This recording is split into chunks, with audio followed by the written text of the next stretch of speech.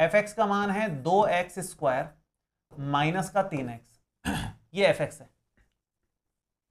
हमें वही अंतराल निकालना है, निरंतर वर्धमान वाला और निरंतर ह्रासमान वाला अंतराल। तो कैसे निकाला जाए, देखिए पहले डिफरेंशिएशन करना है, सीधी सी बात ये है। f' निकालेंगे तो ये हो जाएगा 4x माइनस का 3, ये हमारा f' है। हमें 0 के बराबर करना होता है। f' जो है 0 के बराबर करें तो यहाँ से आएगा 4x माइनस 3 बराबर 0, और यहाँ से 4x का मान आ जाएगा 3 के बराबर और x का मान आ जाएगा 3/4 के बराबर। जो भी मान आया है कोई फर्क नहीं पड़ता क्या मान आया है, आप उसको संख्या रेखा पर बनाओ और आंसर निकाल के बताओ। चैट में लिख करके बताइए मेरे को क्या आंसर आएगा। बहुत आसान क्वेश्चन दिया है करने को, मेरे ख्याल से किसी को दिक्कत आनी नहीं चाहिए कायदे से। तो अगर कोई थोड़ा बहुत भी पढ़ाई कर रहा है तो दिक्कत आनी नहीं चाहिए कायदे से आप लोगों को। फटाफट से बताइए क्या आंसर आने वाला है इसका, बिना देरी किए तुरंत प्रभाव से आंसर चाहिए। बताइए क्या आएगा।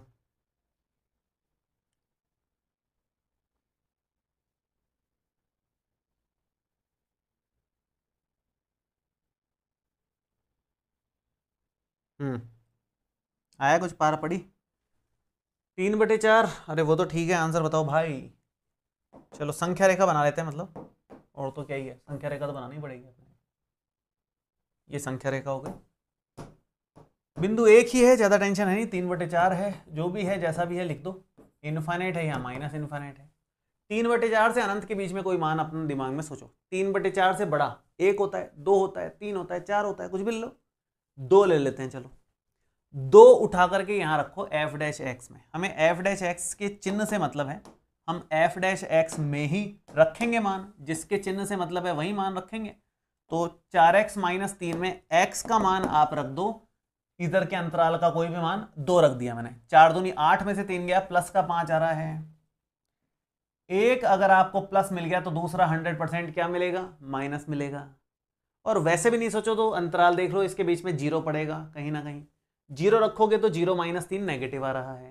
तो साफ साफ दिख रहा है इस अंतराल में तो है निरंतर ह्रासमान, इस अंतराल में है निरंतर वर्धमान। तो वर्धमान के लिए पहले बोला है तो मैं वर्धमान वाला ही पहले ले लेता हूं। फर्स्ट पार्ट में आप लिखेंगे कि, और निरंतर शब्द का इस्तेमाल किया है तो उसके हिसाब से लिखूंगा मैं। और मैं चारों बता देता हूं, बिना निरंतर के भी बता देता हूं और निरंतर के साथ बता देता हूं। जो आपको जैसा ठीक लगे वैसे कर लेना, एग्जाम में जैसा क्वेश्चन आए उसके हिसाब से कर लेना। आप लिखेंगे कि x belongs to minus infinite से लेकर के 3/4 में f' जो है वो नहीं, मैं पॉजिटिव वाला पहले लिख देता हूं।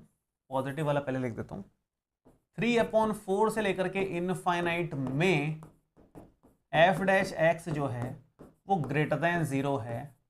अतः हम ये कह सकते हैं कि इस अंतराल में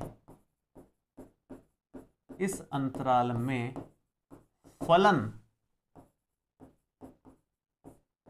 निरंतर वर्धमान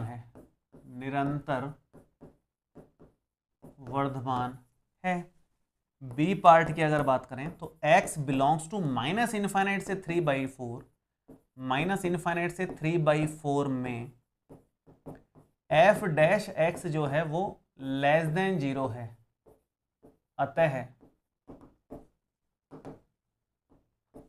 अतः इस अंतराल में फलन जो है निरंतर ह्रासमान हो जाएगा। लेस देन 0 का मतलब ह्रासमान आएगा। और निरंतर शब्द का इस्तेमाल किया है इसलिए छोटा ब्रैकेट लगाया है, बड़ा नहीं लगाया है। ये तो स्पष्ट होनी चाहिए मेरे ख्याल से, वैसे भी बात आप लोगों को। तो ये 2 पॉइंट्स तो ये हो गए जो क्वेश्चन में पूछा है। अब कुछ बच्चे बोलते हैं कि उनके निरंतर शब्द इस्तेमाल में नहीं आया है, सिंपल में लिखा हुआ है उनके वर्धमान और ह्रासमान, तो वो सिंपल में कर लीजिए। मैं 2 पॉइंट्स और बना देता हूँ उनके लिए भी, ताकि उनको भी दिक्कत नहीं आएगी, टेंशन ही फ्री हो जाओगे आप लोग भी। हर तरह के आपके क्वेश्चन सेटल हो जाएंगे, उससे झगड़ा ही खत्म हो जाएगा। जो हर साल झगड़ा होता है, इसलिए मैं सोच रहा हूँ इस साल सारे क्वेश्चंस में मैं चारों ही बता दूं, टेंशन ही खत्म, झगड़ा खत्म। तो स्पेशली निरंतर नहीं आएगा तो यहाँ बड़ा ब्रैकेट आएगा